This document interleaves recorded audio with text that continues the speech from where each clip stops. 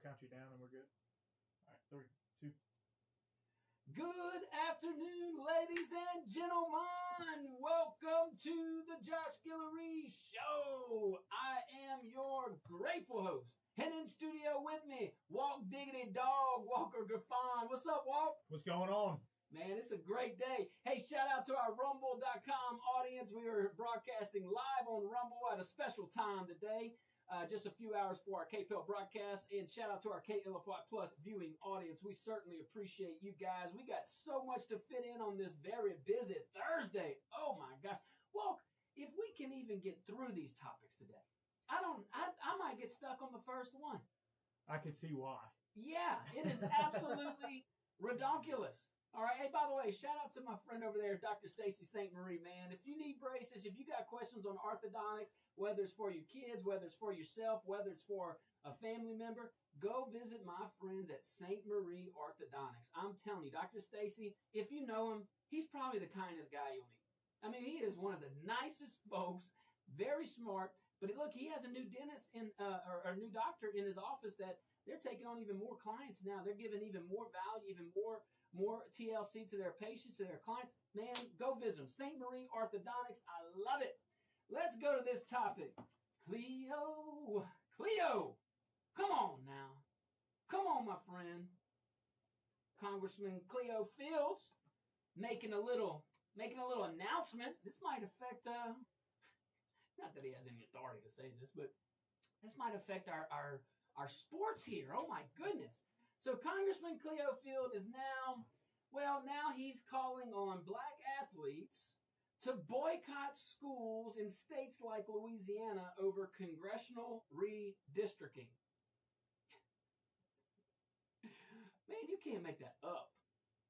You can't make that up. He's saying boycott the South. Man. So now we're supposed to tell a 17-year-old kid from Baton Rouge or Lafayette or where you name it, or Houston or Mobile. I can keep going on and on. Hey, don't go to LSU. Don't go to UL. Don't go to McNeese or any of those schools. I wonder, man, I'm a Southern guy. I graduated from Southern. Cleo graduated from Southern. Does that apply to Southern too? I'm just asking, or is that exempt from the Cleo rules of football qualification or sports qualifications? No, yeah, don't go to Ole Miss. Don't go to Auburn or Alabama. Don't go to Texas A&M. Racist. Because them racist congressional district maps, man, them kids don't even care about them maps. Basically, Cleo says, don't go where you want to go. Don't go where your family wants you to go. Don't go where the best opportunity is, because politicians are mad. They're mad, Walker, over these maps. They don't want you. Don't come to school here. Bunch of racists. Come on. What you think about that, Walt? Is that not ridiculous? Yeah, it's pretty insane. So coaches recruiting, now they have to go out and recruit, and they have to go over this next obstacle of Cleo Fields, calling for black athletes not to come play for Southeastern schools. The South is bad again, I guess, to Cleo. I don't know.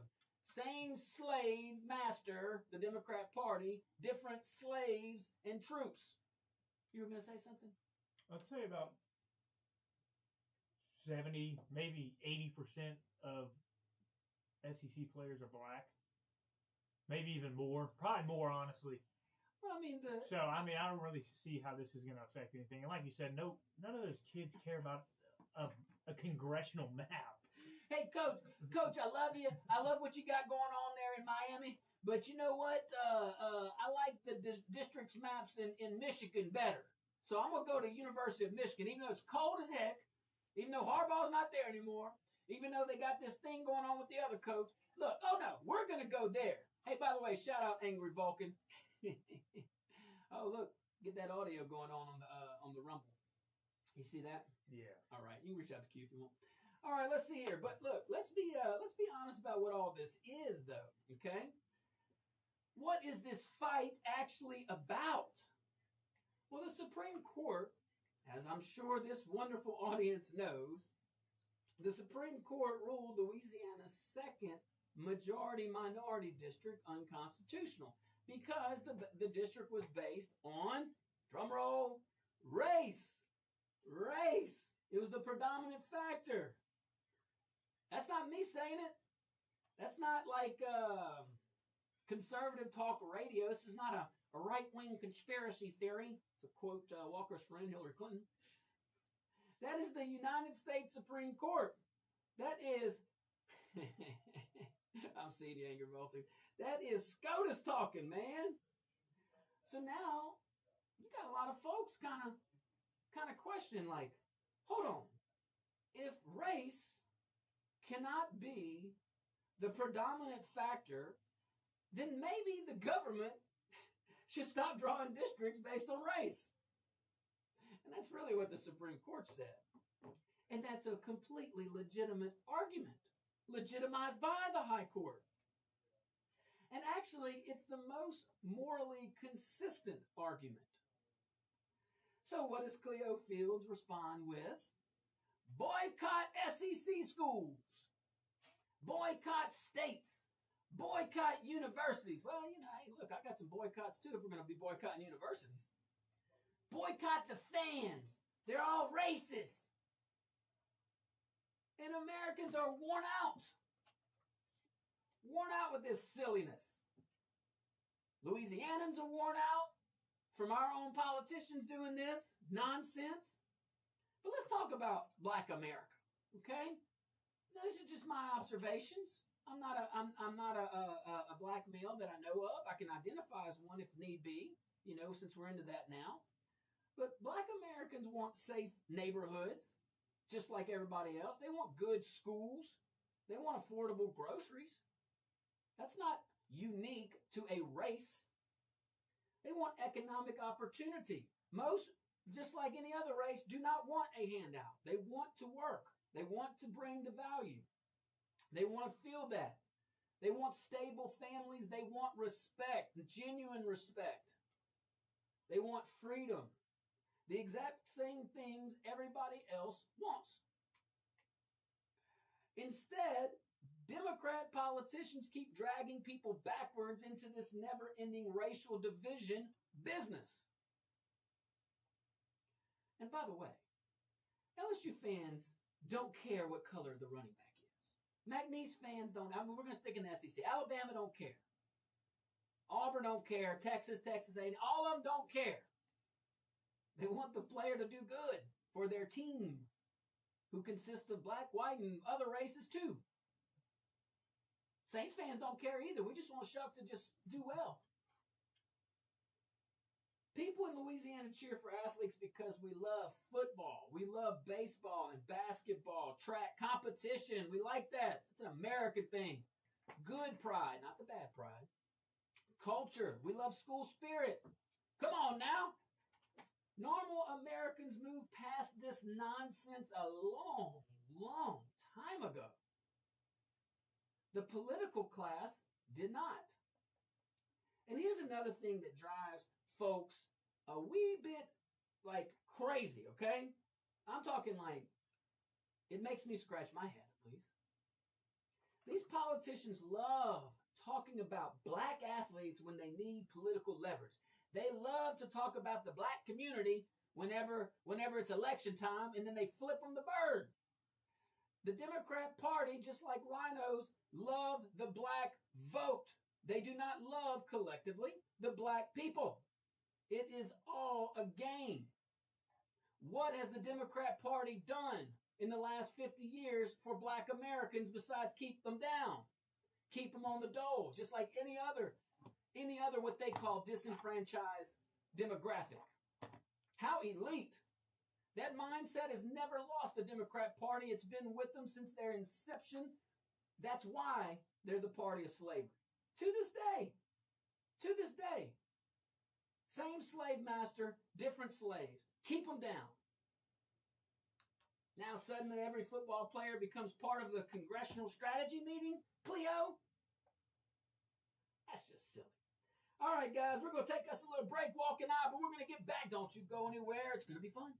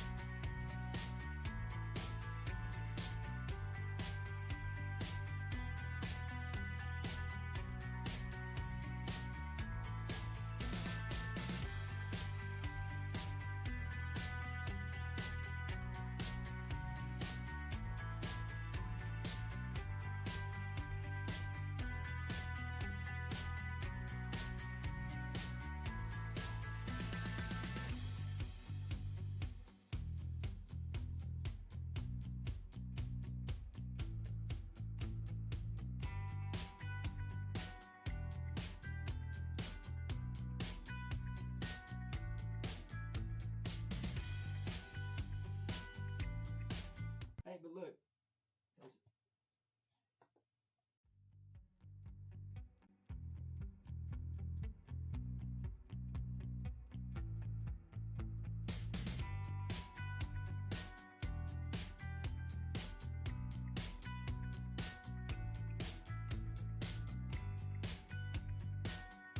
Welcome back to the Josh Guillory Show, man. I am so excited. We got so many things to talk about.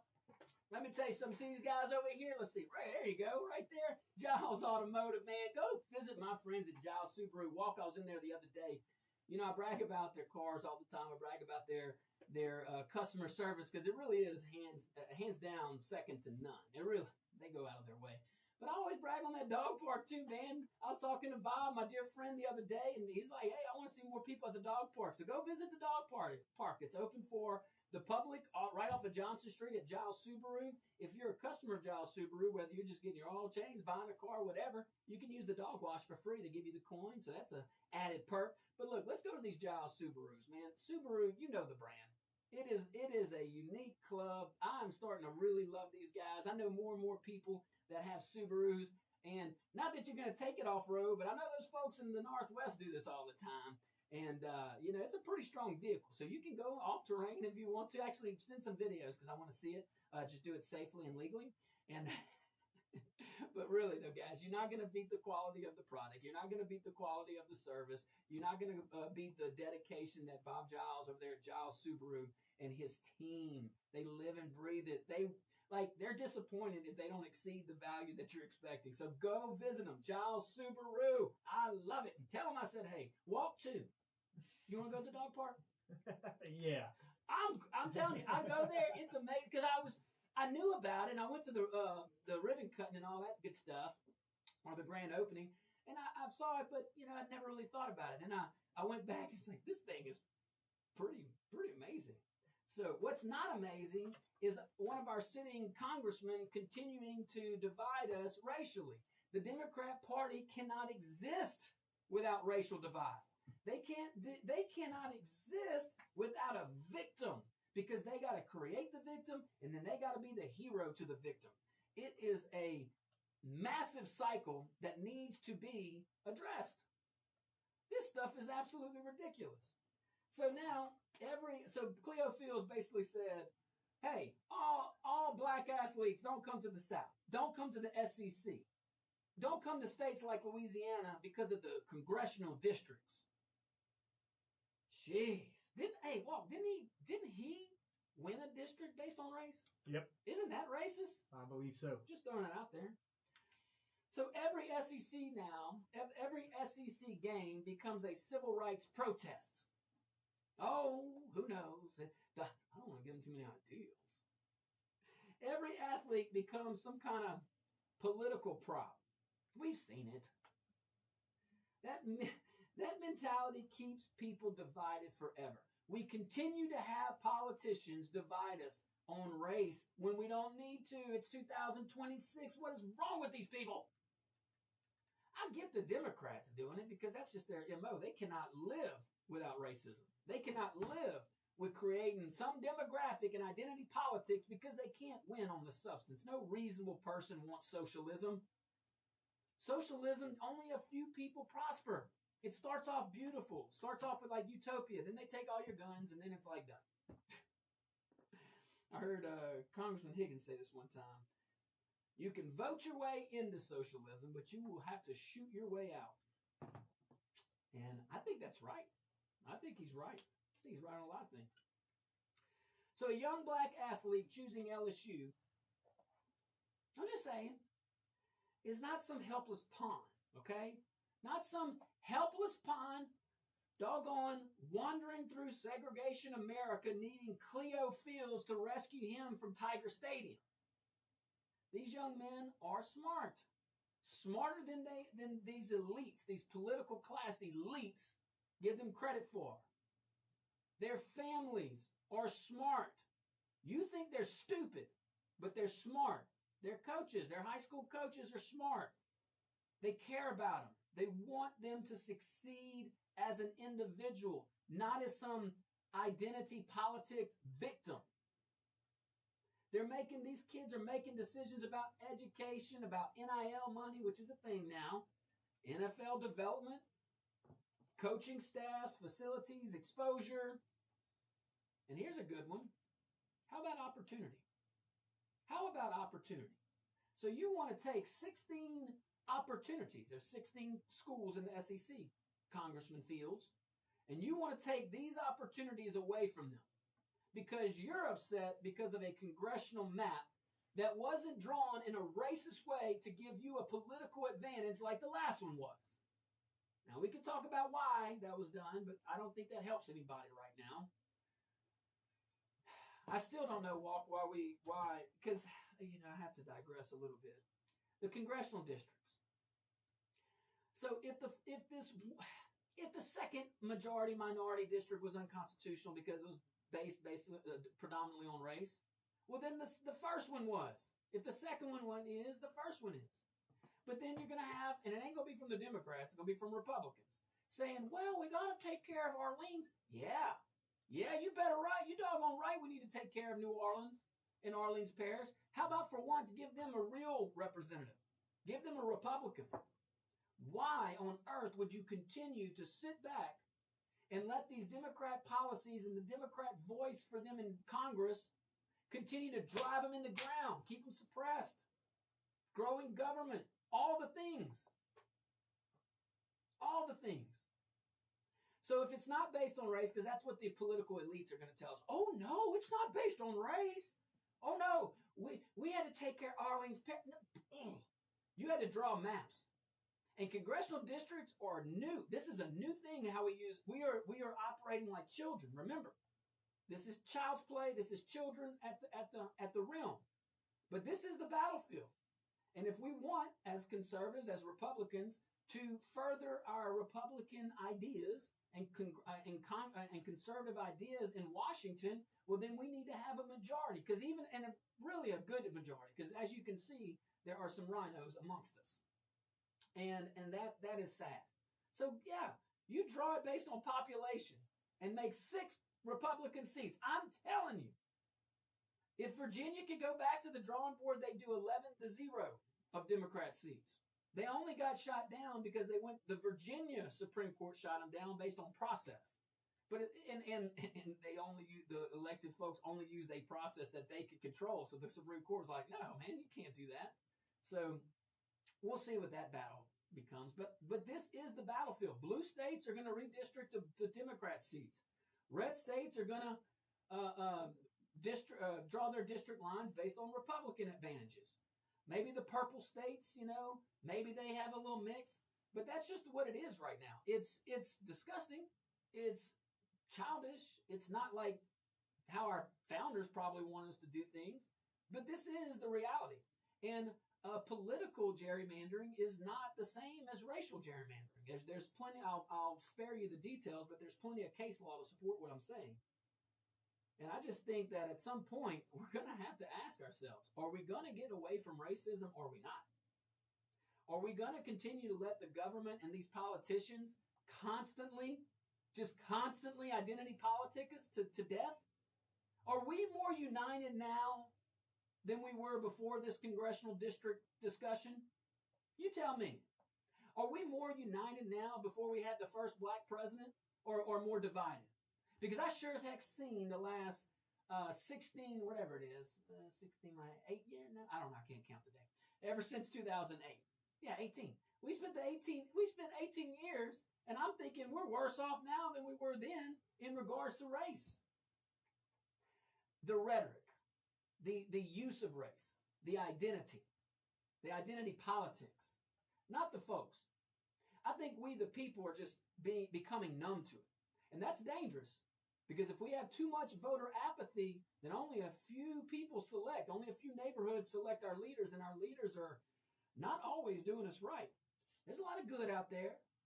I think there's more good than bad. I think there's more good from our elected officials than bad. So I don't want to be, just Debbie Downer over here, but these congressional maps are just so common sense to not do. But I'm telling you, the battlefield, we can't even take the high ground and say, oh, we should do it at the Orleans. Man, First of all, we have proven that we can't even do a map right.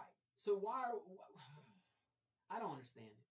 I just don't understand why anybody would vote a second Democrat seat in or one Democrat seat in when you don't have to. This is the new battlefield.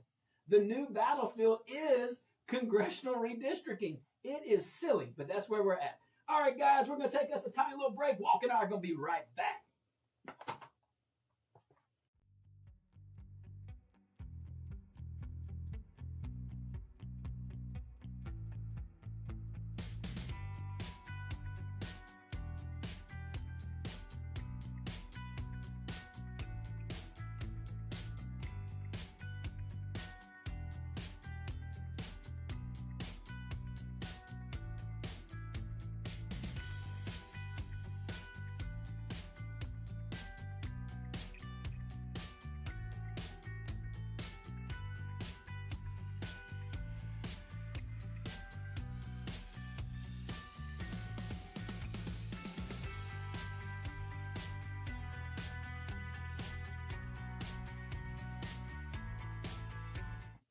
Welcome back to the Josh Guillory Show. Hey, man, let me tell you about my friends over there at Dr. Kevin's Wellness Clinic, 983 Care. If you want to feel better, if you just have questions on, hey, maybe I'm a little sluggish. Maybe I can, fix that a little bit. Maybe I'm not as alert as I want to be. Maybe I'm going to my medical doctor who is fantastic, and maybe I want to kind of change a few things. I want to add to it, or I want to look at a certain functionalized approach. Look, I don't know all what goes on to what Dr. Kevin does. I just know I'm a patient of his, and I feel a heck of a lot better going to him. I've lost weight. I'm off a medication that I once was on.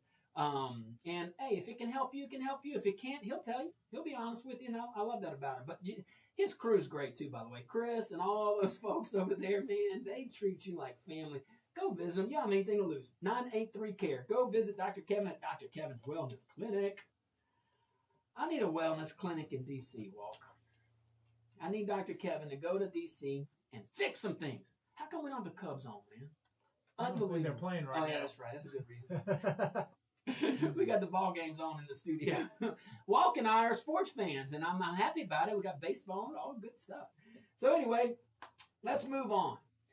So. Senator Cassidy. Well, the election ended Saturday, as you may know. Bill Cassidy got bounced by Republican voters. And suddenly, Senator Cassidy found his inner MSNBC panelist. Boy, that didn't take long. Election done, campaigning's over, and boy, that didn't take long. The same Republican base in Louisiana spent years telling this gentleman exactly how we felt. A lot of folks were angry over the impeachment vote, angry over constant "I know better than you" type tone, angry over the Fauci-era COVID politics, angry over the cozy relationship with the D.C. establishment crowd. That all kind of rubbed folks the wrong way. And instead of hearing the voters, what appears, Senator Cassidy has spent years trying to impress people who already hate Republicans anyway. Now he's out the door politically, and suddenly he's firing shots at President Trump over the Ballroom deal, over the White House and this DOJ settlement deal, which we'll probably cover later in the week or next week. Let that story evolve. And also, look, conservatives can disagree on spending. I think that is extremely healthy. I wish more people would be, and I'm talking about elected folks, I wish more elected folks would be concerned with the budget and spending. That would be fantastic. That's healthy. Republicans should debate this, should debate spending. Republicans should debate executive power. Yeah, that's fine. Great. Whatever. But folks notice timing for whatever reason. And that's the issue here. That's what we're talking about. It's kind of the timing, the substance and the timing of this.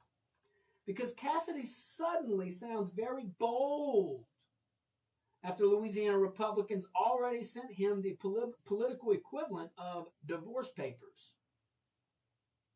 And something else that really frustrates, especially especially conservatives. Republican voters have watched this pattern for years. That's what drives a lot of Americans crazy. Campaign. Tell me if this sounds familiar. And you can apply it to a lot of elections. Do you know any other rhinos? Any lifelong Democrats that ran as Republicans? I wonder if there's a plan here.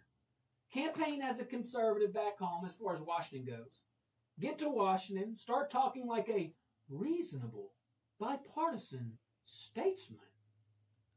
Start choosing approval from media elites and DC insiders. Start lecturing your own voters. That's a cycle. And it's a cycle that repeats itself over and over. And people are over that. And by the way, Cassidy talking about insulting taxpayers after Washington burned through trillions of dollars during COVID is kind of rich. It's like real, like you almost have to make that up and put it in a fiction book or something. The federal government printed money like a drunken casino winner pulling slot machine handles at 3 a.m. I didn't even want to call them drunken sailors because that would be an insult to the drunken sailors. Americans got hammered. What happened? We got hammered with inflation. Groceries exploded. Insurance exploded. Housing exploded. These are all real. Now this is a collective effort from like what we're seeing now and feeling now. Yeah, there's some recent events, without a doubt, that's affected the outcome. But we're also fighting back that wave of trillions of dollars that were spent. And a lot of us kept saying, like, where are you getting this? In that soft infrastructure bill that Senator Cassidy was pushing with President Biden. I'm just saying. And Louisiana families felt it. I know that. Alabama families felt it. Oregon families felt it. Ohio, all of us. We all felt it. And a whole lot of conservatives, by the way. Remember, Bill Cassidy standing shoulder to shoulder with the expert class during that era while regular old Americans were screaming and screaming at the top of our lungs, y'all are crushing us. And it was just met with deaf ears. Unilateral and voluntary deaf ears. That memory has never gone away. Never gone away. Now, on the substance of the matter, the ballroom thing, sure, people can debate whether that's smart spending.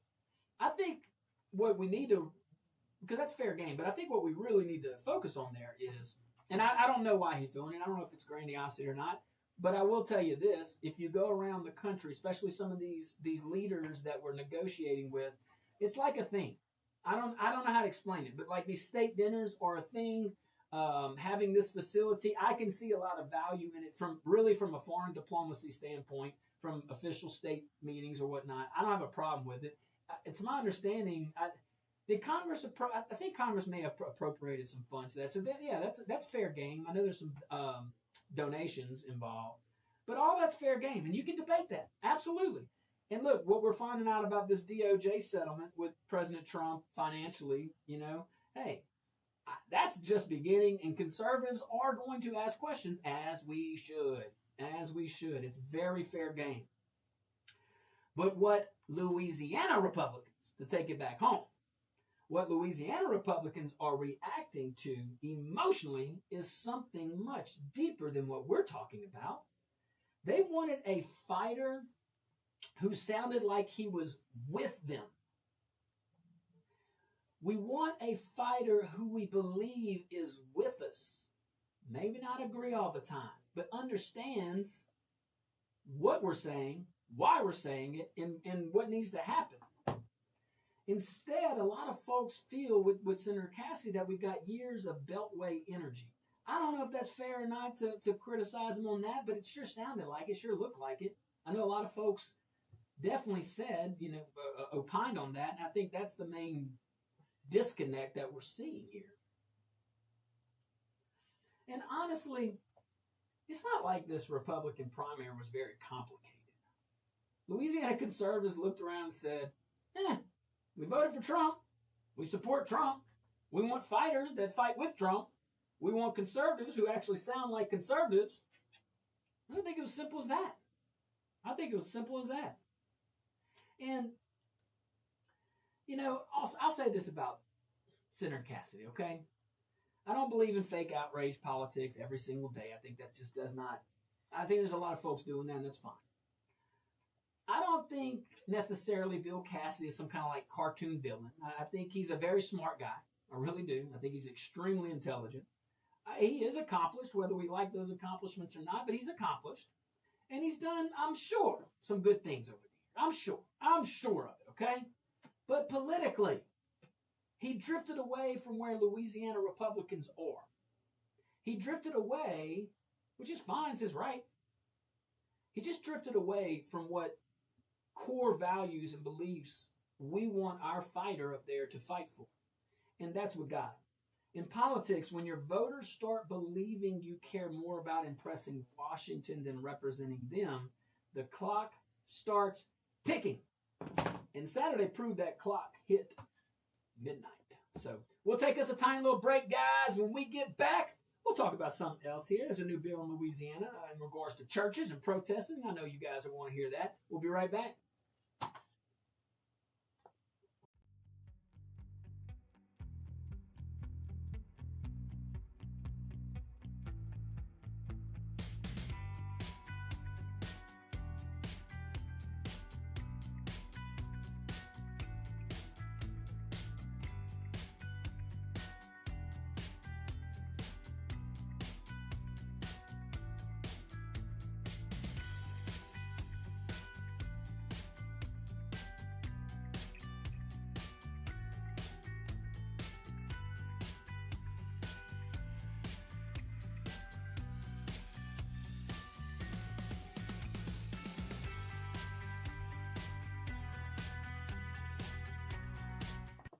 Welcome back to the Josh Guillory Show. Man, let me tell you about my friends over there at Kishbaugh Construction. I love them.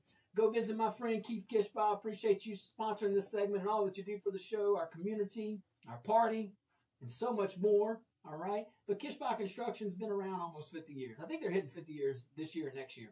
Love them, guys. They leave the construction site better than what they found it. I have been a customer of theirs several times. Every time I'm extremely happy. Every time I really am impressed with the value. It exceeds my value. Him and Giles must be talking. But go visit my friend Kish over there at Kishbaugh Construction for all your construction needs. So this election, we talked a lot about Senator Cassidy and why he is likely on the way out, he is on the way out, but what led to that.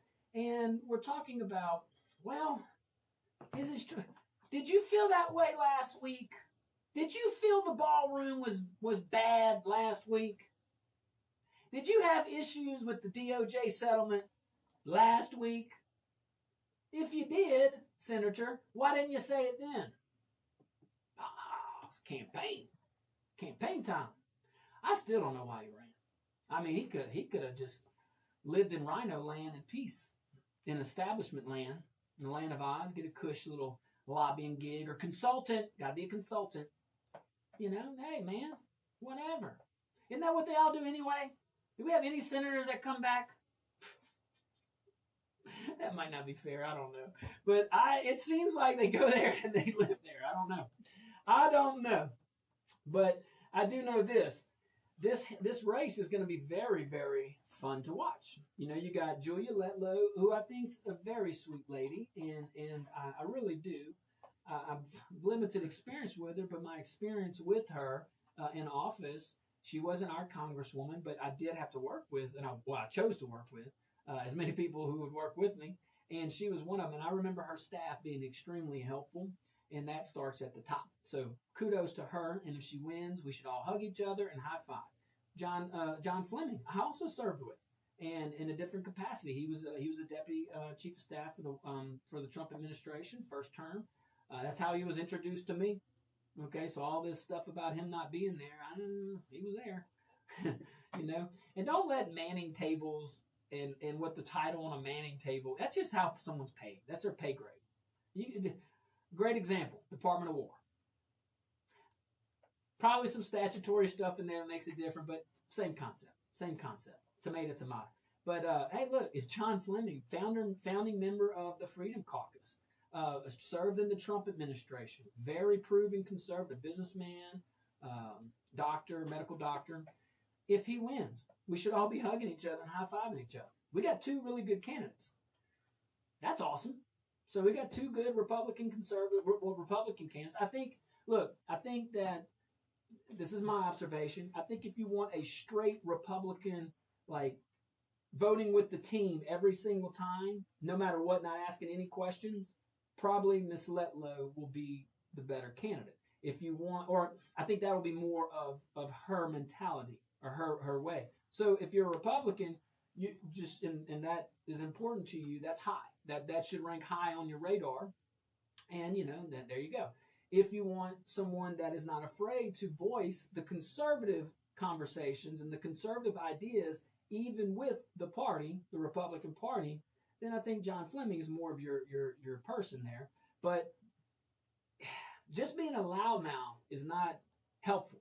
You look at AOC, what legislation is she passing? Nothing. It's too extreme, it's too crazy. Okay? I think the difference between John and maybe the extremes is he's been there. He's been in Congress. He's been in the White House. He knows how to maneuver in the swamp. And so does Julia Letlow. So I'm just telling you guys, I think it's flavor, whatever flavor of ice cream you like.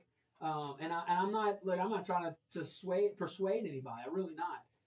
And I mean everything I say. I think both of those people, John Fleming, very kind man, very smart man.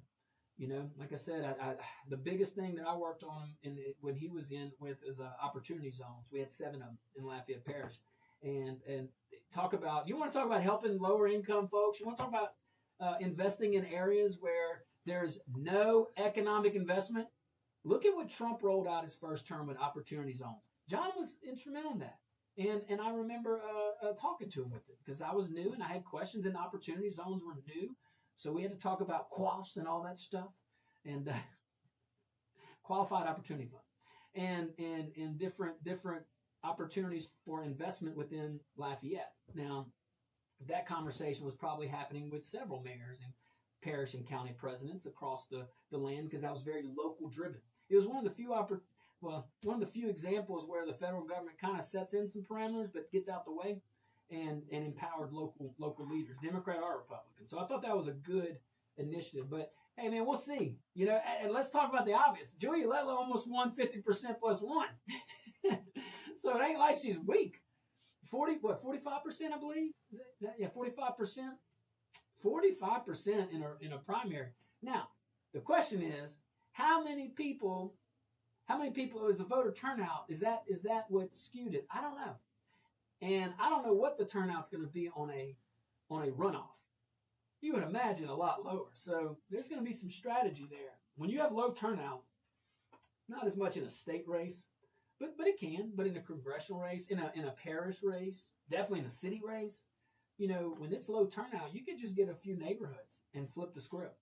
So there's going to be some strategy here. At some point, you can have all the money in the world and it doesn't do anything. It's at some point you've exhausted the value of the purchases, of the media buys and things like that. I heard some analysis yesterday here on KPEL, I believe it was Joe Cunningham's show, talking about maybe Julia Letlow is just going to focus her funds just on promoting her, which it does seem like.